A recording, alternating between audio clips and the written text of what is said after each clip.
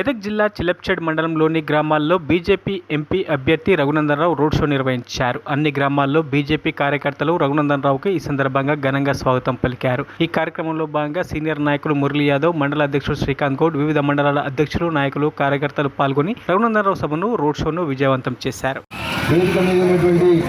Junior నాయకులు, మండల party నాయకులు, వివిధ మండలాల నుంచి ఇక్కడికి విచ్చేసినటువంటి భారతీయ జనతా పార్టీ ఆత్మీయ కుటుంబ సభ్యులు, మన జరిగినటువంటి శాసనసభ ఎన్నికల్లో ఈ నియోజకవర్గం నుండి పోటీ చేసినటువంటి పెద్దలు గవర్నర్ మురళీ యాదవ్ గారు, వేదిక ముందున్నటువంటి తిరుపతి గ్రామ ప్రజలు, అన్నదమ్ములు, అక్కాజనులకు అందరూ కూడా పేరు నమస్కారాలు తెలియజేస్తా ఉన్నారు.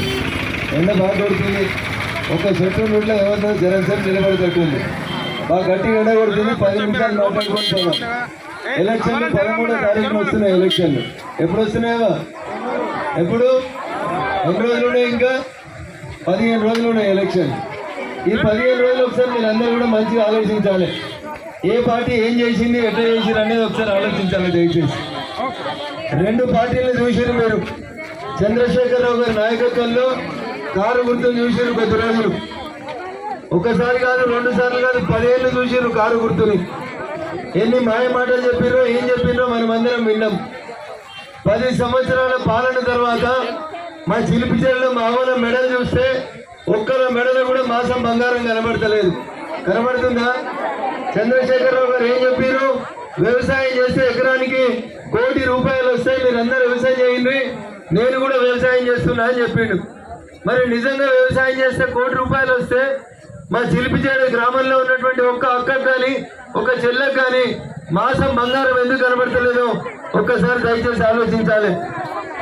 చంద్రశేఖరరావు గారి 10 ఏళ్ల పాలన తర్వాత మనమందరం ఒక ఆలోచన చేసి, చంద్రశేఖరరావు తోటి మనకు న్యాయం జరుగుతలేదు, చంద్రశేఖరరావు ఉంటే లాభం కంటే నష్టం ఎక్కువ జరుగుతుందని ఆలోచించి ప్రజలందరూ కూడా రేవంత్ రెడ్డి అన్నట్టు ఆయన వచ్చి కాంగ్రెస్ పార్టీ మేమేదో న్యాయం చేస్తామని చెప్తే చూస్తే మంచిగా ఉన్నాడు పిల్లగాడు, ఎర్రగా బుర్రగా ఏమైనా న్యాయం చేస్తాడేమో అని నమ్మినాం. ఏం చెప్పారు కాంగ్రెస్ పార్టీ వాళ్ళు? 2 మాటలు చెప్పారు.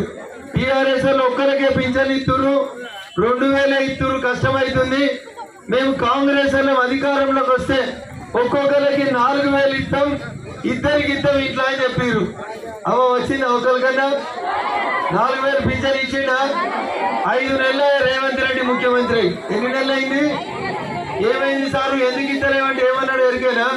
వెనకాల లంక బిందెలు ఉన్నాయని వచ్చినా కానీ చూస్తాన్ని ఖాళీ బిందెలే ఉన్నాయని చెప్పిండు. మరిన్ని అప్డేట్స్ కోసం మా ఛానల్ని సబ్స్క్రైబ్ చేయండి.